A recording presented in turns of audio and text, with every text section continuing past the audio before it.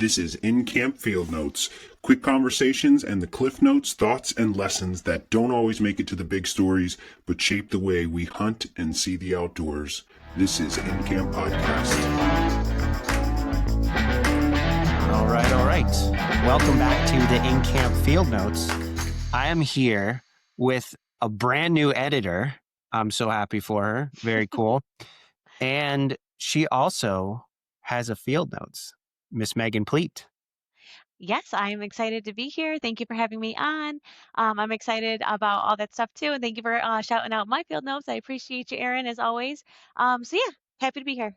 Yeah, that's really cool. So you started a field notes for outdoor news around the same time I started field notes for In Camp. Yeah, mine is different. Mine is print, so it's totally different structure, but same idea, I think. So yeah, we're out there and we're taking notes, right? Yeah, we all have super creative ideas when it comes to outdoors. Yeah. So I brought you on because I know this is a really good time of year for all the small things in hunting, including small dogs. And I know you are a lover of small hunting breeds, especially when it comes to beagles. Yes, absolutely. I love my little beagles. I have had beagles for a super long time. Um, and I am so passionate about this breed, and I'm excited to chat about them because it's been one of those things that's been sort of consistent in my life. And I feel like when you have beagles and you run beagles, like your love for it really only just grows. So, yeah. Yeah. I think hunting dogs in general, just a good one. I was just talking to this with somebody and he's like, a good hunting dog will change the trajectory of your life. And I agree with that big time. Absolutely. I do too. I mean, when you have a relationship with a dog, and you see it through its entire lifetime and you see the way it grows and develops and comes into its own, but then like you're also there and you're growing with it, it really does make such a difference in who you are as a person and like what it requires of you. Yeah, for sure. So how many beagles do you have right now?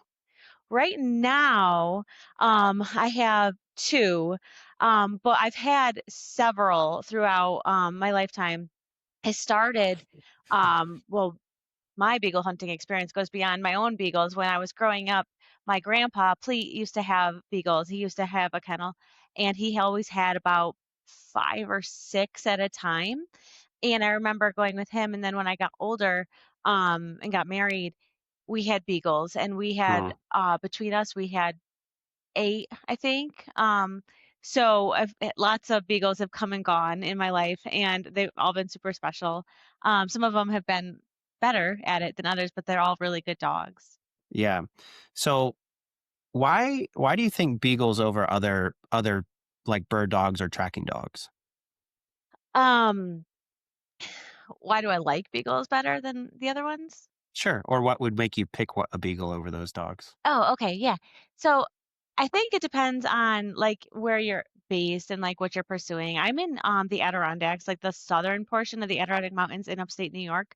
So right where I am is kind of like an area that is split between like there's like the agricultural farmlands and like parcels of like thick wooded areas, and then I'm at like where the habitat changes a little bit to like more forested stuff. So because of that, there's both the eastern cottontail and then also the hares here.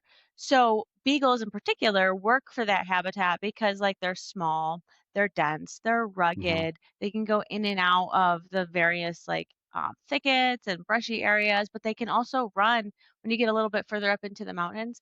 They can run and run and run and run and run and run all day long. Yeah. So they got a ruggedness to them. So I feel like beagles work for what I'm, for rabbit hunting here specifically. When it comes to so I had a beagle growing up. And she was a very sweet dog, but she was probably the worst behaved dog I've ever had, right? So they have a pretty bad reputation for being so food driven, and they're very independent thinkers. Do you agree with that in some sense? Um, Yeah. One of the things I always say about beagles, and I don't mean this like in a bad way, but like they're the sweetest, stupidest dogs that you'll ever love. Yeah. Um, because they're so sweet and they're so lovable, usually, generally. And they're instinct driven, but like as far as just like in intelligence, beagles probably aren't like top 10. But it doesn't hold them back because most beagles are so instinctive that like their instincts are going to trump their intellectual abilities. Right. Yeah, so like I know exactly what you mean. I've had my gamut of like crazy beagle Yeah. incidents in the house because I don't have kennel dogs. Like all of beagles that I've ever had have been like in home Mm-hmm. house dogs and hunting dogs. And I know that's a little Mm-hmm. bit like there's two different sides of that argument where some people say you can ruin a dog by loving it too much and letting it be a part of the family and bringing it inside and stuff. In my experience, that hasn't been true. The best beagle that we've ever had that was a hunter, his name was Merle Haggard. He's still alive. His name is Merle Haggard. He was a house dog like his whole life, and he was just he slept on the couch and like he was spoiled as spoiled can be, and he was such a rugged hunter. He just Mm-hmm. never held it back. Yeah. So, and I didn't mean that in a negative way either, because I think there's things that you can do for dogs so if you were going to tell somebody that's really interested in especially furry things when it comes to like squirrels or rabbits or hares or whatever you're kind of chasing like that, if you're going to say, hey, these are my tips when you're buying a beagle, Hmm. these are the first steps that you want to take to make sure you set a good foundation for that dog, what are those things going to be? Because I think those bad habits, you can probably squash them or break them early on. So how would you go about doing that? Yeah. The one thing that in my experience, it's never been about like heritage bloodlines more so than like coming from hunting families and beagles that are bred for hunting. That's Mm-hmm. always been more important. And I think it's important too to think about the life of the beagle and like what they're going to be doing. Um, are they going to be doing field trials and shows, or are they going to be like in the woods predominantly and like by your side? And so I would say things like the family that the beagles are coming from. Do the parents hunt actively? What were the Mm-hmm. parents like throughout their lifetime? What was their temperament? Temperament is huge. It's one of those things that you can't really train out of a dog if it has a bad temperament, where the Mm-hmm. parents always uh, trying to make you like, do they have that obedience factor? Some dogs really want to obey and make you happy, and some just don't care. And that Right. does matter in the field. And it can make a good dog or a real pain in the butt dog. So things like that. Looks isn't really important. Looks is more like superficial, and like some people have a preference. Like I really prefer sort of like the irregular looking beagles. We've had a lot of tricolors, but on purpose have had liver beagles and lemon Mm-hmm. beagles. So I would say looks aren't like the main factor to think about when you're thinking about hunting with the dog. Mm-hmm. And then structure, like um are the parents like, are they the smaller beagles, the bigger beagles? Like think about where they're going to be hunting because that matters too. Are they compact? And are they going to be able to weave in out of the habitat that they're going to be hunting in? Stuff like that. Yeah. Is there a real difference in the breed for like a lemon and white versus a blue tick or a standard beagle? I'm not like a super duper expert on that. But what I will say, sorry, I've got a little my brand new non-hunting beagle is right here looking at Oh, us, so that's why I was a little distracted.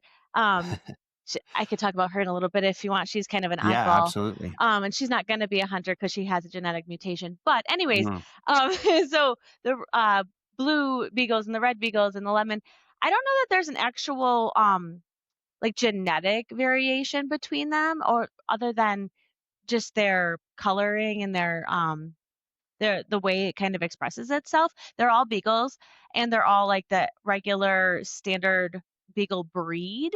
mm-hmm. Um, and I know it's been in my experience, some of the lemon beagles I've had have been there's also tricolors in their bloodline, and it Right. depends on like which ones they're bred with. But like I've had two lemon girls that they were pure white and yellow, but there was like Mm-hmm. a random tricolored sibling in that litter. Okay. So I'm not super sure about that. Okay. That's okay. I just like I have a Brittany right now. He's Hmm. French, so they go with the French versus American, and they Hmm. do have a little bit of a different hunting style. I didn't know if that kind of carried over for beagles as well, but Um, they all are cool dogs. I did note that the blue tick that I had was on the smaller side, and Yep. I don't know if that's a thing too, but it might just be breeder preference and how they bred their dogs to that size too, I guess. Well, I think you're onto something because now that I'm thinking of it, like I know that all of the lemons and the livers that we've ever had, they've always been that smaller 13-inch variety. And the Yeah. tricolors have always, not always, but a lot of them have been a little bit bigger, thicker boned, like the bigger Mm-hmm. structured beagles. And I Mm-hmm. have never actually seen a lemon or a liver that's been bigger. Right, right. And that's kind of what I know. I had a friend that had a standard, and that dog Mhm. was like 55 pounds. He was, Oh my goodness. he was a big beagle. Wow. But yeah. Uh, so you just recently adopted a beagle that we just saw on the Yes. screen. Yes. So how's that going for you, by the way? It's going well. Her name is Daisy. She is a AKC Beagle, and she had there were tricolors in her litter, but she came out with the piebaldism. So she has a genetic mutation.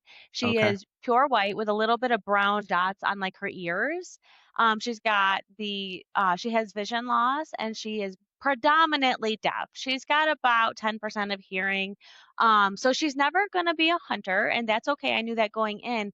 But because, and I had like a lot of people warn me about getting a beagle that had all these disabilities because beagles in themselves are a little bit difficult. But with all the Mm-hmm. experience I had with beagles, I was like, nah, I'm good. Like I can do this. I can handle it. But Daisy has given me a run for my money. And she's a beautiful, wonderful. I am so glad I got her. But I was shocked the quirkiness, that came with her like certain disabilities and like the extra attention she needed and like how much slower her training is for her manners and everything like that. So we are both learning together. This has been a very interesting experience. My daughter didn't really remember the beagles that we had when she was like super young. So for Mm-hmm. her, this is the first time of her actively like training a dog. And she's like, why is this so like hard? And like it's been great. And I'm really excited to see where this goes with Daisy and to like kind of watch her progress over her lifetime and see the differences in like her personality versus the traditional beagles that I've had and like how her hearing loss and vision loss will affect her. Um, Mm-hmm. and because of that, like she's never going to be able to hunt because she needs to be close. And she's pure white. So in snow, I don't think that'd be a good mix. I Be do have tough. like a fluorescent orange vest for her, but I don't even think with her hearing loss and her vision loss that she would go. Like I'm not sure that she would follow her instinct and follow a scent because she's Yeah. been so clingy. Yeah. I know when our beagle got older, she lived to 20. Our our Wow. our beagle, yeah, she was 20 when she died. But I think she was anyway. Uh when she was like 15, we took her hunting and she was starting to lose her hearing a little bit Hmm. and slowing down, and I don't think her vision was a problem, but she got on a rabbit and I was like, we're going home without this dog tonight. Yeah. Never lost her before, because Wow. beagles, like I said, are kind of independent thinkers when it comes to Hmm. hunting. They need to take a rabbit out far and bring it back. Hmm. And I remember I was like, it was getting kind of dark. And I'm like, well, we're going home without a dog tonight. I guess we'll come back tomorrow. Yeah. And we were miles from home, but I think she probably would have probably found her way home because she had done that quite a few times. So Did you have to um, leave her? no, she ended up we were walking back to the truck and somehow we just Ugh. bumped into her and she was still chasing a rabbit. Wow. They, when they get their mind on something and they don't want to let it go, they don't. It's a scary feeling too when you've got to leave the dog overnight because it's such Hmm. a you just don't know what's gonna happen. It hasn't been recently because like nowadays we've got the collars and stuff. But I remember 15 years ago, maybe something Hmm. like that. One of the dogs not coming back and having to leave like a hunting jacket where the truck was parked and just kind of having faith that it was going to figure it out or Right. and the dog did when we went back of the truck in the morning the dog was sleeping on the hunting jacket and that was a happy ending. But I think that's part of the risk that we take when we hunt with the dogs is that we love them so Yeah. much but it's it's a wild world, right? And we're exposing them to the wild elements, and they're doing what they love. And sometimes, and it's probably true for other breeds too, but I know with beagles, some of them are so passionate that Hmm. they will run until they cannot run anymore. Yeah. Quick story, I didn't have, my ex-husband had this beagle named Snoopy growing up, and he it was the same thing, and this was long before the collars. Snoopy didn't come back one time, and then they had to go back in the morning, and they found Snoopy. He was like still walking, and he was old at the time, but he was walking like home or to the truck or something. But he had impaled himself with a like a stick in the eyeball, and Oh like no. his tail was still wagging, and he was still trying to find the scent, and like he was still hunting. Like you could not slow this dog down, and that's just the instinct. Some of them just won't. Yeah, that drive that they have built in like that. Yeah. Until they're done chasing that thing, they don't even realize anything bad's happened. Uh, No. I actually, I did a podcast with Travis Frank not too long ago, and we were talking about bird dogs, and he has a uh, GSP setter mix, and I guess I think it was on his first hunt that he released this dog. Um, her name's Daisy. She his GPS went to 900 yards. You know, he has a GPS Mm. collar on her. Mhm. And he said she just kept going.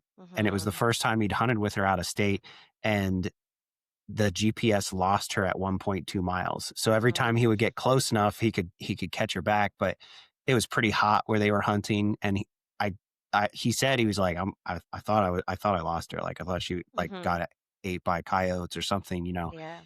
And he ended up finding her in a canyon full of mud, and she had like got herself down in this mud to cool off. And Oh he said he man. had to pick her up out of it because she was so crusted with all this mud. Oh And my that's one goodness. thing, you know, bird dogs are a little bit different. I mean, you can have a big running, pointing dog, but like I said, beagles are meant to go out of your Mhm. vision and go figure something out, just like a hound. Yeah, and I've had experiences like that too. Merle, who I mentioned earlier, with Hmm. more in more recent years with the collars, he had done the same thing, but he had run, and then like stopped barking, and his point was just not moving anymore. And that's usually Yeah. really scary because if they're actively running and then they're just not, something's usually not right. So we caught up with him, and he had crossed the river had iced over and it was broken up, but there was like a log over the river, and he had tried to cross it and he had slipped, and somehow he had gotten jammed like between like two, like the log and like a stick, and he was kind of like holding on for dear life, and he was just drenched and like fatigued, and like he looked like as if we hadn't gotten there, like when we did he couldn't have held on any longer. um Sure. so it's scary, you put your heart out there, and um Yeah. yeah. Yeah, for sure. And so would you or have you adopted any beagles that you've hunted with? um Yes. Most of the beagles that I've hunted with have raised from puppies, but when I Yeah. was like 19 years old, um, I adopted, it was two sisters, and they were Beagle Basset mixes actually. They weren't pure beagles. Um, and that they had been started, and they were two when I got them. It was a challenge, to be honest. It was a challenge to work with somebody else starting them and had like Mhm. relearn some of their habits. And maybe it was too because they were mixed breed.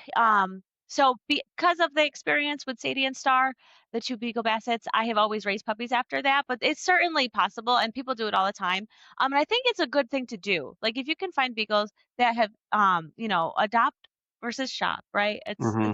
It's a golden rule and it does make sense. So I would definitely support it if people can do it. Yeah, you definitely need a little extra time and more patience Mhm. when you're training. I did adopt a lab before, and it is Mhm. very different than It raising a is. puppy and kind of knowing what to expect and building that relationship with the dog, Mhm. especially if they maybe if you get like a finished hunting dog where a Yeah. trainer bred it, that's way different than a dog that's been stray for half of its life or a dog that somebody didn't hunt at all or something Yeah. like that. Definitely a different thing, but kind of cool if you have the opportunity and have the time. Absolutely. And I see all the time on like the pages that are like a hound ended up in a humane shelter or whatever.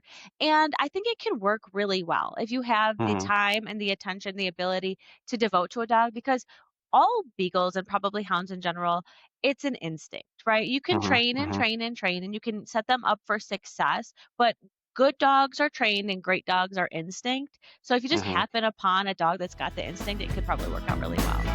Yeah, agreed.